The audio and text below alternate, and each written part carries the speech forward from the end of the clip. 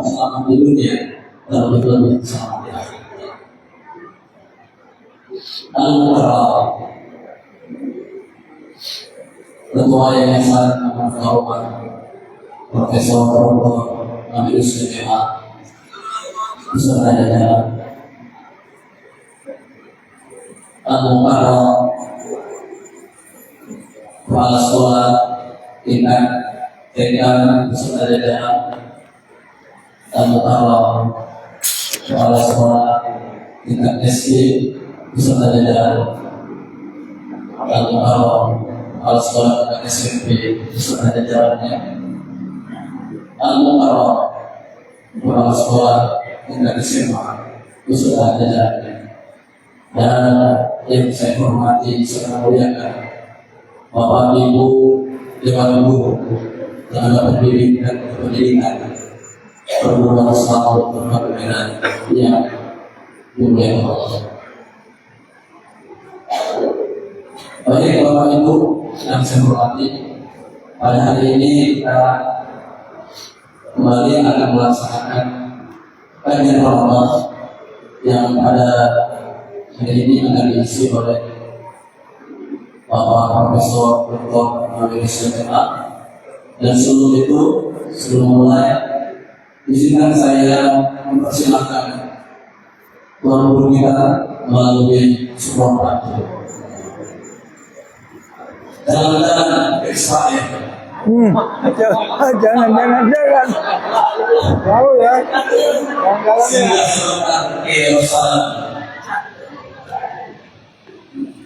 Jangan sampai datang malaikat Israel. Oleh karenanya, mari kita mengkaji Ramadan bersama Ustaz Nabi Usman. Kepada Profesor Dr. Nabi Usman, kami persilakan kepada seluruh.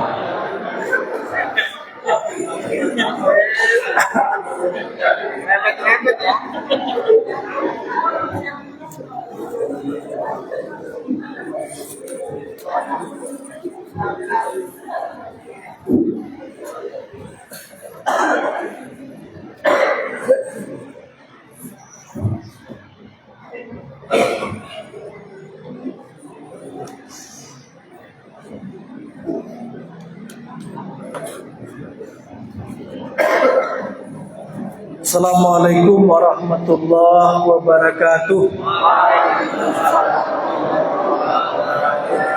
Alhamdulillah, wassalatu wassalamu ala rasulillah wa ala alihi wa ashabihi wa mawala. Asyhadu an la ilaha illallah wahdahu la syarikalah wa asyhadu anna Muhammadan abduhu wa rasuluh alladzi la nabiyya ba'dah. Amma ba'du, Bapak dan Ibu pengurus Yayasan Amanah Karamah yang hadir, Bapak dan Ibu pimpinan unit RA, SD, SMP, SMA beserta jajaran yang hadir, kemudian Bapak dan Ibu tenaga pendidik, para majelis guru dan tenaga kependidikan, serta seluruh keluarga besar Perguruan Islam Al-Ulum Terpadu yang dirahmati Allah. Alhamdulillah, puji dan syukur kita sampaikan kehadirat Allah Subhanahu wa taala yang telah memberikan kesehatan, kekuatan dan kesempatan bagi kita dalam rangka menunaikan ibadah puasa Ramadan pada tahun ini. Kita sudah berada di pertengahan Ramadan. Mudah-mudahan kita bisa menyelesaikan Ramadan sebulan penuh. Insya Allah nanti saya datang Bapak Pak Arwin sudah sampaikan kemarin. Kita beridul fitri sama. Ya.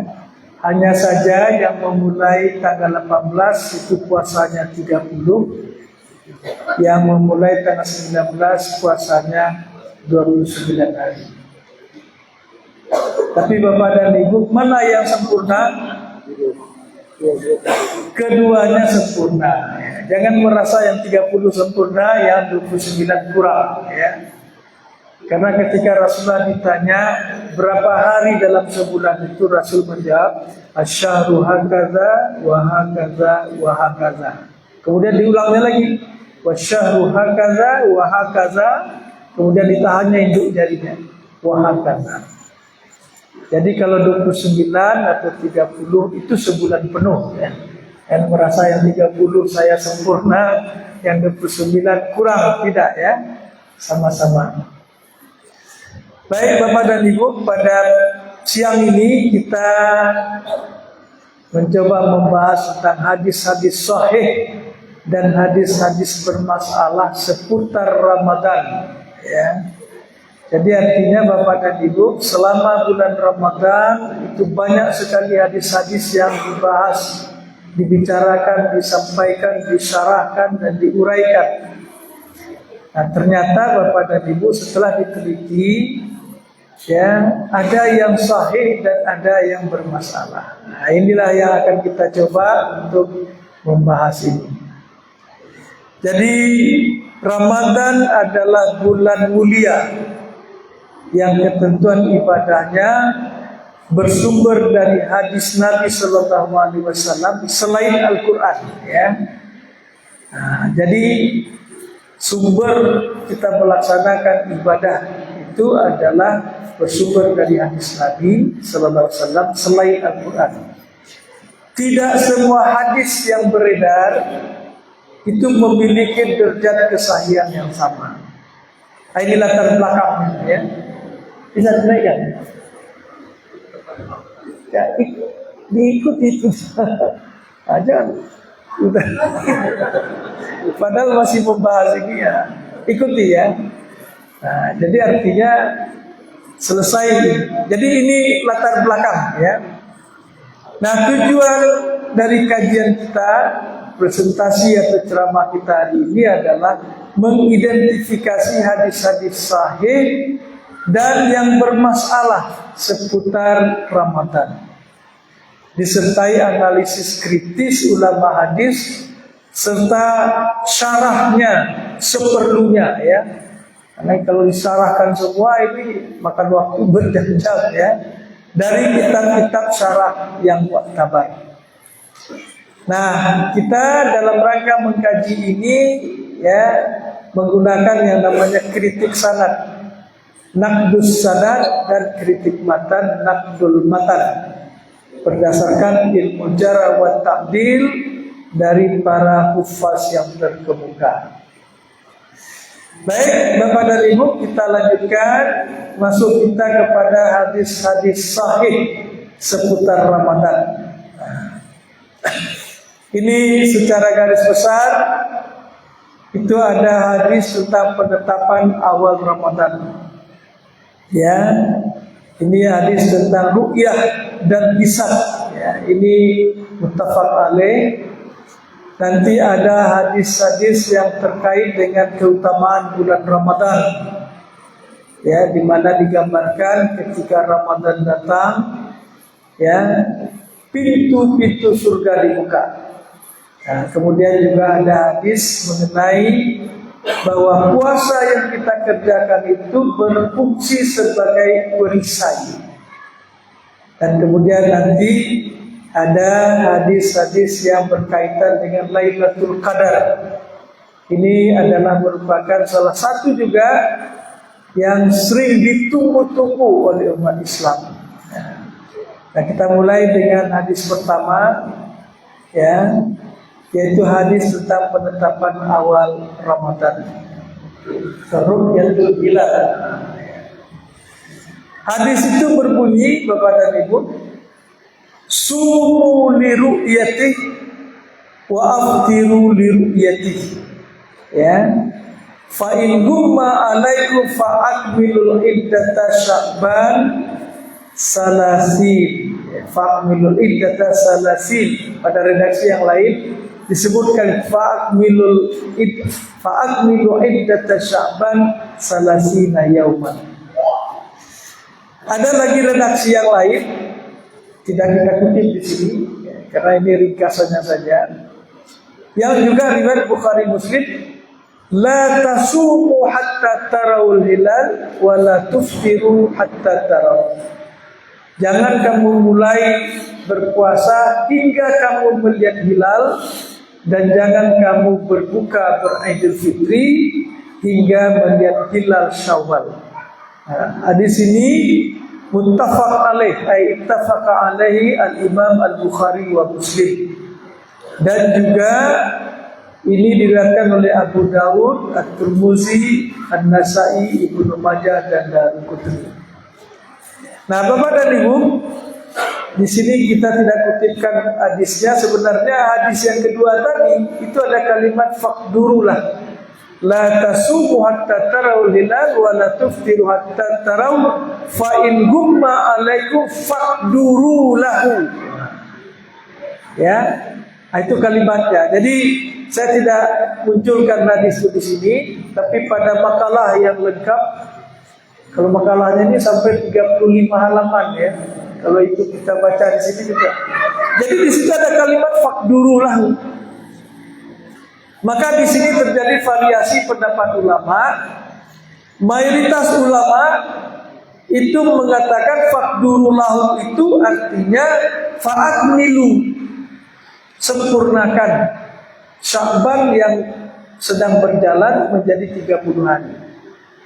Tapi ulama kontemporer termasuk Yusuf Al-Qaradawi dan Muhammadiyah itu mengartikan faqduru lahu, ya. Itu maknanya lakukan perhitungan. Ya, lakukan perhitungan. Jadi artinya ini menunjukkan sudah ada isyarat pada hadis Rasul untuk menggunakan perhitungan astronomi atau hisab atau ilmu falak. Hanya saja ilmu falak itu tidak muncul pada masa Nabi. Ilmu falak atau ilmu astronomi itu muncul sesudah masa dinasti Bani Abbasiyah. Jadi sesudah Khulafaur Rasyidin ada dinasti Bani Umayyah, maka dinasti Abbasiyah lah yang memulai gerakan penterjemahan karya-karya Yunani, karya-karya Syria dan karya-karya Hindia. Jadi mulai dari sejak Khalifah Harun ar-Rasyid. Nah, kemudian dia digantikan oleh anaknya Al-Amin. Nah, kemudian yang kedua anaknya Al-Ma'mun. Nah, pada masa pemerintahan Al-Ma'mun inilah puncak dari penterjemahan karya-karya Yunani, Syria dan India.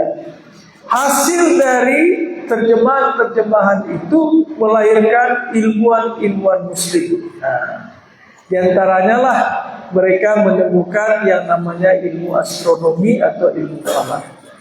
Nah, saya kira kemarin Dr. Arwin ya butar-butar sudah banyak cerita itu tentang ilmu falak. Saya tidak mengulas lagi ya. Nah, hanya ujungnya saja. Jadi artinya isyarat itu sudah ada, dan kemudian sejak ditemukannya ilmu falak itu ilmu astronomi, maka mulai ru'yah itu dikurangi. Bahkan ditinggalkan. Ditinggalkan itu pada saat menentukan waktu-waktu salat. Kalau dulu sebelum ilmu astronomi itu ditemukan, waktu salat itu ru'yah. Ya, kapan subuh ketika terbit matahari, terbit fajar. Nah, fajar itu pun juga ada dua jenis. Saya datang Pak Arwin cerita nggak tentang fajar yang dua jenis itu kemarin? Tidak ada ya. Nah, jadi fajar itu ada dua jenis. Ada fajar kazib, ada fajar shadik. Fajar kazib itu apa dan ibu? Ketika matahari sudah mulai dekat ke ufuk, itu melintang ke atas. Kalau dalam hadis itu seperti ekor serigala katanya, melintang ke atas. Nah, nanti ada fajar shadik. Fajar shadik itu yang menyebar di kaki langit itu. Jadi ketika fajar shadik ini muncul, ini yang melintang ke atas itu hilang. Nah, itu dia. Jadi yang melintang ke atas hilang. Maka subuh itu adalah pada saat fajar shadiq, fajar yang menyebar di kaki langit, lama-lama itu muncul matahari. Jadi tidak akan hilang. Jadi Bapak dan Ibu, oleh Muhammadiyah diobservasi kapan itu munculnya fajar shadiq itu. Selama ini ditetapkan itu minus 20 derajat di bawah ufuk, di bawah horizon. Jadi 20 derajat minus di bawah horizon itu dinyatakan sudah terbit fajar shadiq. Tapi ternyata sesudah dilakukan observasi selama 5 tahun itu oleh 3 pusat astronomi Muhammadiyah. Kalau untuk Medan itu OIF, Observatorium Ilmu Falak. Itu anak-anak kita sudah ada yang berkunjung ke sana. Bapak dan Ibu, belum? Wah, itu sudah puluhan ribu dari Riau, Sumatera Barat, dari Aceh sudah berkunjung gitu. Ya, di situ nanti kalau berkunjung kita dibawa untuk film mengarungi angkasa. Jadi anak-anak kita menonton, dilihat bagaimana benda-benda langit itu di dalam sebuah film. Nah, saya kira itu perlu ya. Nah, oleh OIF itu dilakukan selama 5 tahun. Itu di Pantai Cermin dan di Sibolga Barus. Itu 5 tahun. Ya, itu secara bergantian itu. Nah, kemudian oleh UAD, Universitas Ahmad Dahlan dan juga UMY Yogyakarta itu di bagian Indonesia Timur. Nah, begitu juga Universitas Muhammadiyah Jakarta itu sampai ke negara ASEAN.